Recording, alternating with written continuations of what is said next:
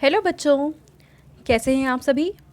चलिए इस वीडियो में हम समझेंगे कक्षा 8 की वर्कशीट नंबर 22 जो कि 8 अक्टूबर 2021 की वर्कशीट है और आज का विषय है बच्चों गणित। और आज जो हम टॉपिक पढ़ने वाले हैं वो है बहुभुजों का वर्गीकरण। तो देखिए यहाँ पे बहुत सारे हमें चित्र दिखा रखे हैं। देखिए ये पहला है पंचभुज जिसमें 5 भुजाएं हैं, इसमें 4 भुजाएं हैं, इसमें भी 4 भुजाएं हैं। तो इन आकृतियों को वापस से दोबारा यहाँ बनाया हुआ है, लेकिन यहाँ पे इनके विकर्ण भी बनाए हुए हैं साथ में, ठीक है। तो इन सभी आकृतियों को देखने के बाद हम ये कह सकते हैं कि यहाँ पे कुछ आकृतियाँ ऐसी हैं जिनके विकर्ण उन्हीं आकृतियों के अंदर हैं, जैसे कि पहली पिक्चर में, तीसरी पिक्चर में और 5वीं पिक्चर में भी ऐसा ही होगा।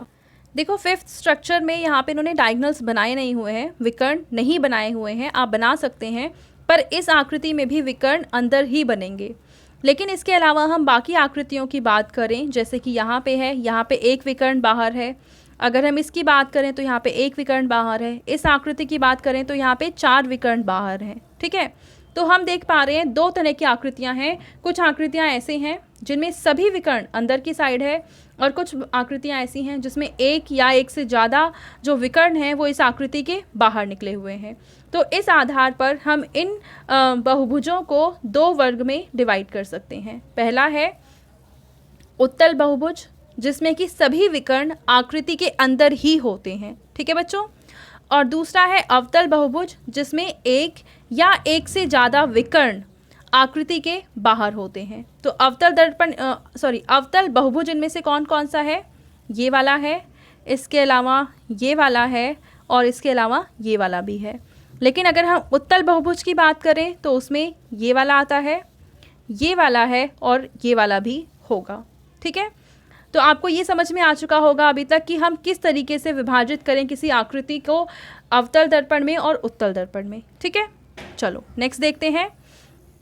अब हम आकृति को अलग अलग वर्गों में विभाजित करना चाहें तो उसके और भी तरीके हैं। एक तो हो गया अवतल और उत्तल बहुभुज, दूसरा तरीका है सम बहुभुज और विषम बहुभुज। सम बहुभुज में क्या होता है कि एक ऐसी आकृति होती है जिसके सारी भुजाएं बराबर होते हैं और कोण भी बराबर होते हैं, ठीक है। अगर हम विषम बहुभुज की बात करें तो इसकी या तो भुजाएं अलग अलग होती हैं या तो कोण अलग अलग होता है, यानी कोई भी एक चीज़ अलग हो गई तो ये विषम बाहु बहुभुज बन जाएगा, ठीक है। जैसे यहाँ पे देखो ये तीनों भुजाएं बराबर हैं और ये तीनों कोण भी बराबर हैं, इसका मतलब ये सम बहुभुज है।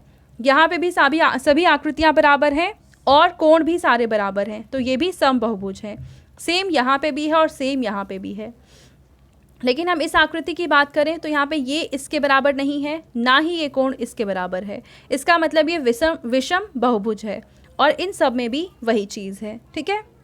अब इसके आधार पर हमें कुछ प्रश्न दे रखे हैं, जैसे कि पहला प्रश्न इसमें हमसे कह रखा है निम्नलिखित में से कौन सी आकृति उत्तल है और कौन सी अवतल है। तो देखो अगर हम पहली आकृति में विकर्ण बनाएं तो इसके बहुत सारे विकर्ण हैं बाहर की साइड बनेंगे, और अगर विकर्ण बाहर बन रहे हैं इसका मतलब ये अवतल बहुभुज है।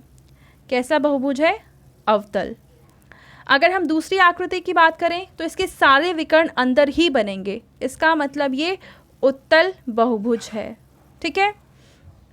तीसरी आकृति में देखो अगर इन दोनों भुजाओं को आप मिलाते हैं तो ये जो विकर्ण बनेगा ये बाहर की साइड बन रहा है, इसका मतलब ये अवतल बहुभुज है।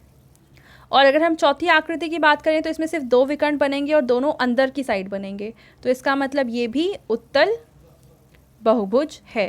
तो पहले और तीसरे अवतल बहुभुज हैं और दूसरे और चौथे उत्तल बहुभुज हैं, ठीक है बच्चों। तो इस तरीके से पहला प्रश्न हल हो गया। अब हम देखते हैं दूसरा प्रश्न जिसमें कह रखा है निम्नलिखित में से कौन सी आकृति सम या विषम बहुभुज है। तो देखो इनमें जितनी भी आकृति हैं सारी विषम बहुभुज हैं। कैसे? ये और ये दोनों भुजाएं अलग अलग हैं, इसका मतलब ये विषम बहुभुज है। दूसरी आकृति की बात करें अगर हम इस वाली फिगर में देखिए तो यहाँ पे भी हम देखेंगे ये वाला कोण और ये वाला कोण बराबर नहीं है, इसका मतलब ये भी विषम बहुभुज है। तीसरे में ये भुजा और ये भुजा बराबर नहीं है और चौथे में ये वाला कोण और ये वाला कोण बराबर नहीं है, इसका मतलब या तो भुजाएं बराबर ना हो या फिर कोण बराबर ना हो, तो ऐसे में वो विषम बहुभुज कहलाएंगे। तो दूसरा हमें समझ में आ गया। अब हम देखते हैं ये वाला प्रश्न जिसमें हमें कह रखा है कि हमें कुछ यहाँ पे दिशा निर्देश दे रखे हैं, उनके अनुसार हमें यहाँ पे कुछ आकृतियों को बनाना है। जैसे पहला है एक विषम पंचभुज जिसके विकर्णों और उसके विकर्ण भी हमें साथ में बनाने हैं। तो ध्यान ये रखना है, पंचभुज यानी 5 भुजाओं वाला, विषम मतलब कि सारी भुजाएं या फिर कोण बराबर नहीं होंगे, और साथ में इनके हमें विकर्ण भी बनाने हैं। तो चलिए इस आकृति को बनाते हैं। तो देखो ये एक आकृति है जिसकी 5 भुजाएं हैं, इसका मतलब ये पंचभुज भी है, इसके हमने सारे विकर्ण भी बना लिए हैं, और ये विषम बहुभुज भी है क्योंकि ये वाला कोण और ये वाला कोण आपस में बराबर नहीं है। ठीक है, चलो दूसरी आकृति देखते हैं। दूसरे में हमें कह रखा है एक अवतल षटभुज बनाना है। षटभुज मतलब 6 भुजाएं, 1 2 3 4 5 6 भुजाएं हो गई, और अवतल का मतलब है कि कम से कम एक विकर्ण बाहर होगा। तो देखो ये वाला विकर्ण इसके बाहर है, इसका मतलब ये अवतल षटभुज है। अब हम देखते हैं तीसरा प्रश्न जिसमें हमें कह रखा है चतुर्भुज होना चाहिए, यानी 4 भुजाएं, जो कि है इसमें, और उत्तल मतलब सारी की सारे जो विकर्ण हैं वो अंदर की साइड होना चाहिए। तो ये विकर्ण भी अंदर है और ये विकर्ण भी अंदर है, तो इसका मतलब ये एक उत्तल चतुर्भुज है।